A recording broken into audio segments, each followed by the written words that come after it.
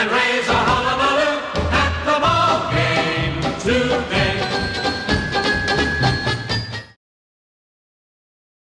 Hey everybody, it's me, Rick Acosta, the Dodger Card Collector, coming to you with another video.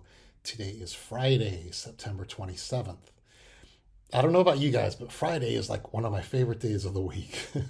So much to look forward to, so much that happens during the week, but then we get to Friday and it's like, I've told myself this weekend, it's going to differ for all of you, depending on who your baseball team is. I am taking the weekend off from baseball. The Dodgers wrapped up the National League West last night, beating the Padres. Yes, they're one game up on the best record in the National League. I don't care. I'm like, whatever. If they finish first or second, I'm okay with it. I'm gonna take some time off from baseball.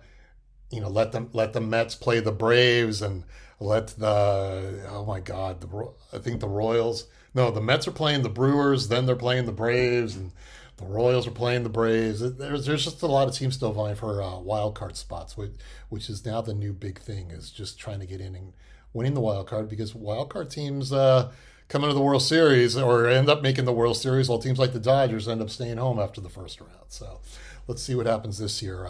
It's a good time of year, though. We got football. My Rams beat the 49ers last week, and hoping they can play well against the Bears this weekend. NHL has actually started preseason. I was watching the new Utah club. The Kings were playing them, so we're probably about 2 weeks away from opening day, and actually sometime in the next couple of days the NBA training camp starts. So this is where we got all four major sports going on. Also, college football is going on. WNBA, I'm going to throw them in. I'm going to show the sign of the times. WNBA, I think they're starting the semifinals in the next few days. Indiana Fever, Caitlin Clark were eliminated in the first round. And I have a video where I'm talking about the WNBA, sign of the times. Collecting wise, this has been fun. Things have been very slow for me, picking up some 1969s here and there, picking up some 1950 Bowmans here and there. And you guys have heard me talk in the last few days. I'm kind of playing small ball when it comes to collecting. And that led me to YouTube and going, what am I going to talk to you guys about today? And one of the things about having a YouTube channel is you have to think about what you're going to talk all the time. And sometimes I view an easy way of having YouTube videos is to show your latest pickups. And I feel I've done that the last 2 or 3 videos, and I'm kind of like, I've run that well kind of dry. And it's like, okay, come on, give these guys something. Give these guys something to look at. So I think it was my last video or my second to last video, I made some remarks about set collecting and how maybe I had another couple of sets left in me, and what am I going to do after that as I get older, heading into my 60s. And I got some fun comments, and I remember Jake Legends Never Die made a comment of something along the lines about you can never stop set building. And I know Terry TJ Mac Vintage is always saying it's in your blood, you just got to keep building sets. And to an extent they're right. It was funny because Jake made his remark about, you don't just give up set building. And I was like, I replied to him something like, yeah, it's been 24 hours and I'm already planning on what 4 sets I could potentially build quietly when I'm in retirement a few years from now. But it did lead me to think about what I wanted to talk to you guys about, and that was set building. And I am a set builder. I do have other facets of my collection, but I came into collecting as a set builder. I think we all did when we were children. I grew up in the 70s. You guys know that, which was the greatest decade to grow up in. And back then, all of us, when I say all of us, I'm talking about my childhood friends, kids at school, kids in my town, we just all collected cards. Back then, I'm talking 1973, 1974, 1975, I didn't try to finish sets. I just collected as many cards as I could, which probably looking back meant that I had 75 to 80% of every set, like from 1973 to 1979. And, then when football would start and you start buying football cards. In fact, my first set that I showed off to you guys was my 1973 top set. That was the first set I built. In reality, I started buying football cards, though, in 1972. Wasn't the same as for me, but I mean, I probably had maybe 100 cards of that. But then in 73, from fall to 72, the spring of 1973, all of a sudden I became a baseball card collector. And I started building sets. I didn't really build sets, I just collected cards. That's how I started off. And back then, though, there was no eBay. And I could say from 1973 to 1978 or 79, there were no card shows. I didn't discover those till like 1979, 1980. There were no card shows, so it wasn't like or card stores. I worked at one of the first card stores in my area. So back then, the only way you could finish a set was to continue buying wax, which could get expensive, or you traded with your friends. And I sucked at trading. I was okay with it, but just not the best. So back then, you'd get your 400, your 500, cards, and you'd call it a day. You'd call it a season. And when I came back to collecting as an adult, the first thing I wanted to do was build sets. Finish the sets that I was working on, 1973 to 1980, and eventually added 1972, 71, 70, some 60 sets, some 50 sets, a 40 set. But I like the set build. I like having all the cards from each individual year. Yes, you get people who will complain, I don't like buying commons, and I get that. That could be a pain in the butt. But for some reason, I found myself really liking having the entire set. And that's why I continue to set build. Will I get all the top sets? No, that's not the plan, you guys.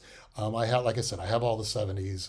Maybe I'll have half the 60s and maybe 3 or 4 from the 50s and leave it at that.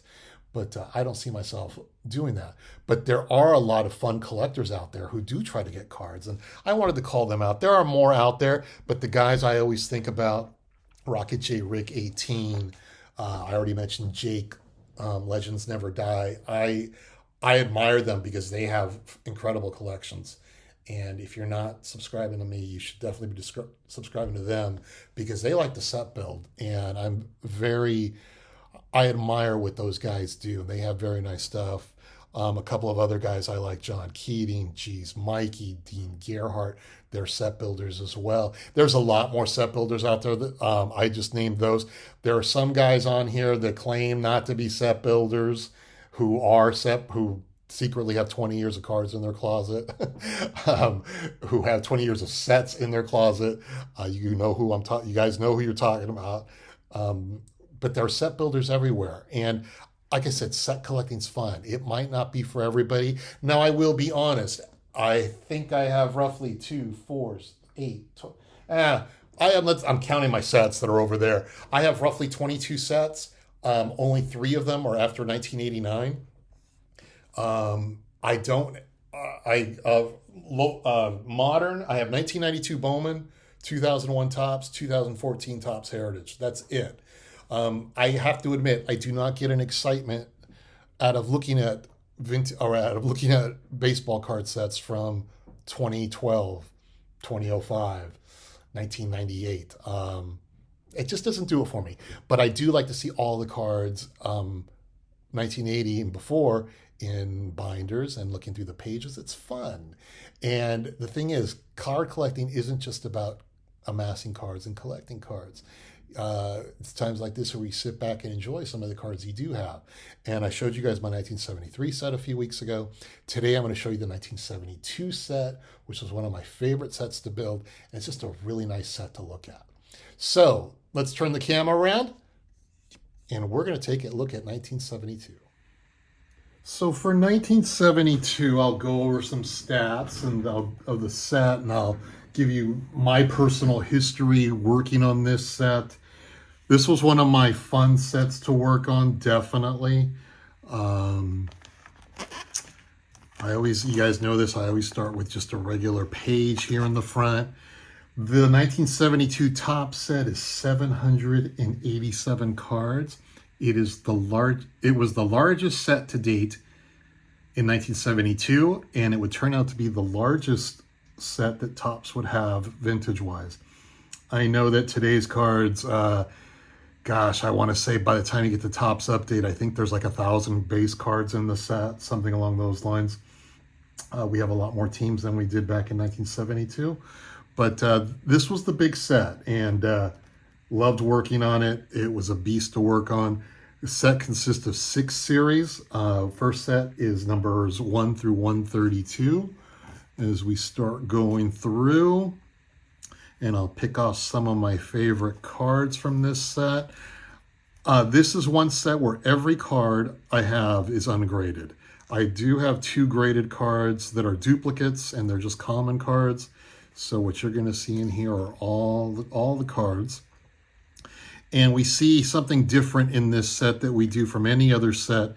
In 1971, Topps started doing action cards, but they were just regular action cards. You know, Nolan Ryan, Jim Fregosi, Brooks Robinson. They had pictures of them in action.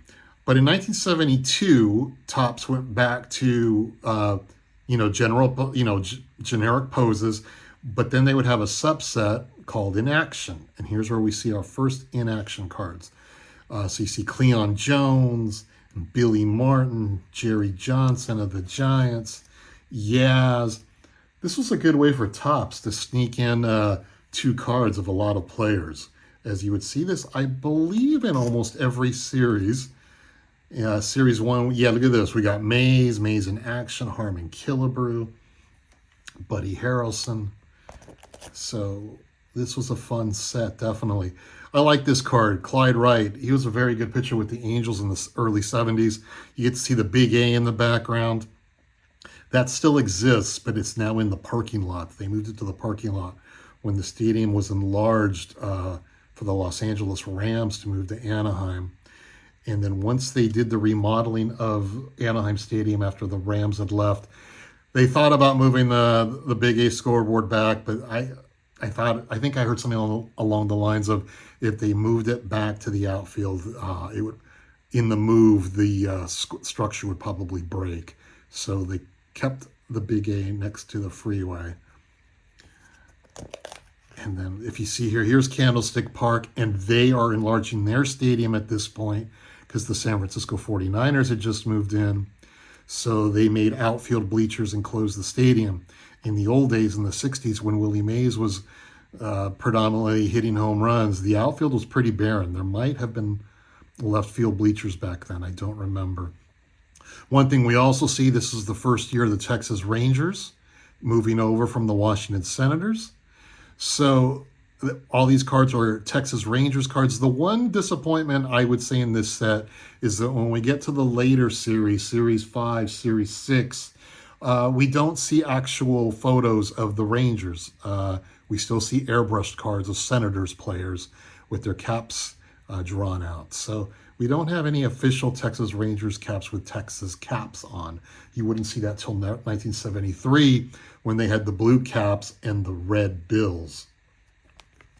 So as we continue along in 1972, if I didn't mention Series 1 is cards number 1 through 132. As we see league leader cards.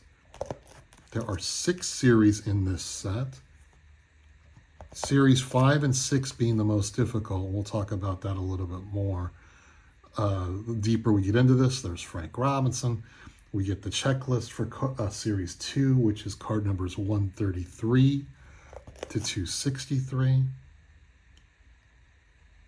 I know I don't talk much about the player backs, but we have the cartoons. In 1972, we go back to full stats. If you see Jim Mudcat Grant's stats back up here, we get the full stats of his full career. In 1971, all they did was what the player did the previous year. Then the next line was his full career statistics. But I kind of like the full backs. Dave Cash, there was a player I liked. I liked the full player stats on the back. So in 1972, we went back to that. Bob Gibson. Joe Morgan, he had already been traded to the Reds by this point. So there he is on the Astros. Tim McCarver. Rookie cards of the Mets, Buzz Capra, I remember him. Leroy Stanton would eventually get traded to the Angels in the Nolan Ryan trade. And John Matlack, I think he was the Rookie of the Year that year in 1972. Chris Chambliss on the Indians, not yet Yankee fame. Dave Kingman rookie card. Norm Cash. Ted Simmons in his second set or second card, 1971 being his rookie. Andy Messersmith. We go back to the inaction cards. Tug McGraw, Chris Spire, Darren Johnson, Vida Blue. One thing you'll notice, I think this might have started happening in 1971. If not, it was happening in 72. We always saw photos at Yankee Stadium and Shea Stadium throughout the 60s. In the 70s, we start seeing cards taken at Candlestick Park and also where the Oakland A's played. And we start seeing more spring training shots. That's another photo, Clay Kirby, that was taken at Candlestick Park. Same with Doc Ellis. The Doc Ellis card, I want to say this, not the same image, but probably from the same shoot, was used in his 1973 card. Ed Kranepool, rest in peace. He passed away a couple of weeks ago. Gene Tennis, he would make a storm later on in 1972 during the 1972 World Series. Chicago Cubs with the infamous team photo card. They wouldn't take a team photo card. They would just use the individual heads and put them up on a card. They did that for a lot of years. Orlando Cepeda on the Braves. I always forget he was on the Braves. Lou Brock. Joe Rudy. Oakland A's in their, that would be 1971 was the last year they wore these uniforms. In 72, they debuted with regular shirts that they were either yellow, green, or white, and they would wear white pants no matter what. Let's see, I don't think we'll see those later in this series, in this set. Then we've got the postseason cards. In 1972, they would make one card for the National League playoffs and one for the American League playoffs. And then the World Series, they would do each game. And for my Pirates friends out there, this was the year the Pirates won. They beat the Orioles in 7 games. There's Roberto Clemente, Manny Sanguin, Steve Blass. That was the first World Series I remember watching on television. I bought this set, Richie Allen. I did not buy this set. I bought a starter set of maybe 300 or 400 cards from a mall. There was a baseball card store in a mall in the 90s. They had lots of starter sets, and I ended up buying from them. Put the cards away, completely forgot about them. Here's Series 3 checklist, which is 264 to 394. And then when I started building this set, I think I bought a 500, maybe 525 card set, mid-grade from Triple Play Vintage on eBay. And from there, I started building this set. I bought a lot of the cards I needed from Greg Morris on eBay.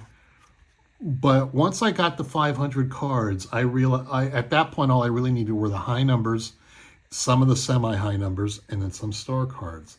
I'll talk more about the semi-highs when we get there. There's Willie McCovey, Gaylord Perry in his first card on the Indians. He'd been traded from the Giants, still in his Giant uniform at that point. More of our inaction cards. There's Hank Aaron. I think that's card number 300. And we got the Hank Aaron individual card. My man Claude Osteen on the Dodgers in action. Joe Pepitone. A lot of cards taken at Candlestick Park. Same with this Clemente in action. Like this Clemente as well. He's tossing the ball up and down. Clemente just doesn't have any bad baseball cards. He really doesn't. Clay Carroll. Let's see. Aurelio Rodriguez. I featured him in my 1969 video a couple of weeks ago. My last video, I think. Mel Stottlemyre. Someone's going to have to help me out there. Is that his last card? I don't remember anymore. I think he had a 73 and a 74. I could be wrong. Let's see. Steve Stone, White Sox announcer now. And I can't forget Jim Hunter. We're still seeing the A's in the old uniforms. Roy White, one of my favorite players on the Yankees back then, along with Bobby Mercer. And then here's where we see the subset, boyhood photos of the stars. So we'd see Willie Stargell and Jim Fregosi and Tom Seaver. Frank Howard, now on the Rangers. We just keep going through. There is one good big rookie card. That would be Carlton Fisk. I chose never to buy that graded. I just bought it ungraded. But that's the one big rookie card from this year. As now we're about to enter eventually Series 4, which is card numbers 395 to 525. It's just this set as a kid I did not like. I'll be honest. I thought, well, what's up with all these colors? Now, when I got older, I always remember when I finished the 1973 set, I go, I want to work on 1972 because I just remembered how mammoth it was of a set. I also remembered everybody saying to me, those high numbers are going to kill you. And I had never worked on a set at this point with high numbers. And this set, as I've already mentioned, not only has high numbers, they have semi-high numbers. So this is a really hard set to complete. I remember in my day, and I think I finished this set a good 7, 8, 10 years ago, I was paying $4 a piece for high numbers. I don't know, and that was considered a lot of money. I don't know. There's Steve Carlton, last card with the Cardinals. That was considered a lot of money. I don't know what it's like today. Ken Singleton, one of my favorite players when he eventually got traded to the Orioles. Cito Gaston, later went on to Toronto Blue Jays managerial fame. Here's the best page in the entire set. Hall of Famer Johnny Bench, in action. Reggie Jackson, Hall of Famer, in action. Not a Hall of Famer, but I will say Dodger Hall of Famer, Maury Wills, in action. Hall of Famer Billy Williams, in action. Thurman Munson, not in the Hall of Fame, but he's probably in the Yankee Hall of Fame. This is the best page in the entire set. They put all these guys in order. Next page isn't half bad as we got the Thurman Munson, the Tom Seaver, and the Willie Stargell, and even Mickey Lolich, who was one of the better pitchers in the early 70s, indeed. We keep going through. There's the Oakland A's. They would go on to win a World Series that year. And we're itching along through the 400s, getting Gil Hodges. That would be his last card. He'd already passed away in spring training. Top still chose to release this in Series 4, but that would be the last Gil Hodges card. Let's see. Who else do we have here? Okay, so we're about to enter Series 5. Not yet. I'll tell you when we get there because I can actually pinpoint who the card is. But Series 5 is card numbers 526 to 756. Lee May is now on the Astros, so they airbrushed that helmet on there. He was in the trade with Joe Morgan.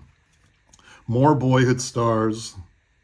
Bill Melton, Willie Horton, Bob Bailey, Mel Stottlemyre. So we had two subsets of boyhood stars. Mike Marshall, he was about to become a big-time reliever around this point of his career. The last Ted Williams card as a manager, that would be 1972 would be Williams' last year managing the Senators/Rangers. Whitey Herzog would take over after that. And let's see. All right, it's around here. Card number 525, Bob Bailey. This is where the semi-high numbers start. And the semi-high numbers are very hard to get as well as the high numbers. I bought most of these semi-high numbers 40 years ago from a card store I worked at when I was 15 years old. And for some reason, with the exception of, I think, Brooks Robinson and Pete Rose, I never sold them. I just held on to them. I kept them in binders. And then they were in fabulous condition in 1980. I held on to them. And when I built this set, I still had all these cards from 40 years ago. I added the Brooks Robinson back and eventually added the Pete Rose back. And that made literally this semi-high number set complete. There's Pete Rose. Juan Marshall, Reggie Smith. There were some really good cards in these semi-high numbers. Oliver, Leo DeRocher, Nate Colbert was a big home run hitter back then. I think for me, the high numbers and the semi-high numbers are what really make this set, because they're good-looking cards. Usually, for some reason, when I see, still to this day, when I see them, I never see them as beat-up cards. Everybody's always got them like in excellent to mint shape. So it seems like whoever had these cards, like I said, even at card shows I still go today, they seem to have very nice cards of these. Manny Mota, that Nolan Ryan card is autographed. I've mentioned this story before. I don't know if it's, I'm assuming it's real. Maybe somebody else submitted, but I bought that at my local card store. In a group of cards I bought a collection, and I paid $25 for the collection, and that Ryan ended up in there. Al Kaline, card number 600. And then here's the checklist that we're going to approach. The high numbers start at number 657 to 787. We're not there yet. In fact, once I see Bobby Wine, that is where the high numbers start. Joe Ferguson, Phil Niekro. Now, here, when I change the page, here's an odd subset. Not a big fan of it, but it was different. And this is where they show all the awards. Topps never did this again. They showed awards of the MVP, the Cy Young, Rookie of the Year. That was a unique subset.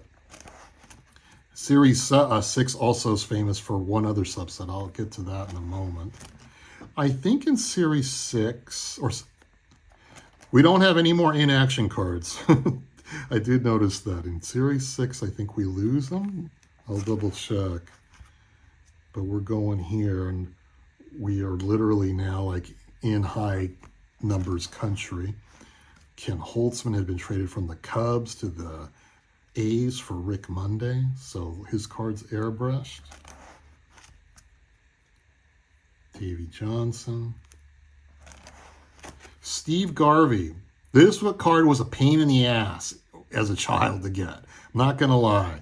That was a tough card to get, probably because I was from Los Angeles, and he was a big-time player when I was buying cards in 1980. I remember that card costed like $10, $15, which you might laugh now. That was a lot of money. I remember I stopped collecting cards around 1980, 1981 because I was tired of paying, like I was now showing up to card shows with $10 and I was only able to buy 10 cards. So I was buying cards for $1 a piece and I thought that was ridiculous. So to pay $15 for Steve Garvey, that was a mortal sin. This guy was even worse. Rod Carew. These two, that card was $25. That card was $25. That was outrageous back then. But when I worked on this set, and I realize now I'm looking at the high numbers, there are high number in action cards. There's Rod Carew, Jerry Koosman, Bobby Mercer. But these two were really expensive in their day. And that was the joy of building this set, was finally getting these cards. When I was 15, these guys, this was a huge set. I'm not talking about the quantity, the size. I was just like, this was a big time set to own. And I was really happy to work on it. Jim Cott, Bobby Bonds, Gene Michael, Angel manager Del Rice would last all of 1 year. We still see the A's in the old uniforms, as there's Mike Epstein. But this was just this was like a gargantuan set. Rick Monday, he was traded for Ken Holtzman, who we mentioned a moment ago. He's airbrushed. Diego Segui, big-time ERA pitcher back then. We got some rookie cards up here. There's John Milner of Mets fame. Here's an interesting subset. And these cards, I remember when I saw one, I think I was like 15 or 16. I was like, whoa. But Topps in the last series decided to put out traded cards of players. I don't think they're airbrushed. That Joe Morgan, I think, is airbrushed. But here's Steve Carlton in his first Phillies card. Denny McLain on the A's. Frank Robinson. Technically, that is his only Dodger card. His 1972 base card is on the Orioles. Then there's this traded card, and by 1973, he's in a Dodger uniform, but airbrushed the Dodger logo out, and it says California Angels on it. So someday I need to buy that card graded. Jim Fregosi, traded from the Angels for Nolan Ryan. Rick Wise, who was traded from the Cardinals, or from the Phillies to the Cardinals, for Steve Carlton. That was considered a good trade back then, and Carlton turned into a Hall of Fame superstar. Jose Cardenal. Bill Mazeroski, I think that's his last card as a player. And then this guy, Ron Cey, that wasn't a cheap card. That's his rookie card. Unfortunately, Ron Cey has 2 rookie cards, in 1972 and in 1973 with a guy named Mike Schmidt. This card, the Dodger cards I remember I bought from my local card store, South Bay Cards. Ian, the owner, had like 5 or 6 Dodger high numbers. I bought all of them from him one day, and that helped me finish this set. A lot of the high numbers I think I bought from Greg Morris on eBay. Danny Doyle. Hoyt Wilhelm, I think that's his last card, and I bought that from South Bay Cards. Jerry Royce on the Cardinals. I think we're down to the last few cards. Ken Aspromani, Vic Davalillo, and Ron Reed. This is my 1972 Topps collection. It is one of my favorite sets to this day. It was arguably one of the hardest, it was probably the hardest set for me to work on in the 70s. It was harder than 71, definitely harder than 1970. And then harder than all the 73, and then 74 through 80 are a piece of cake.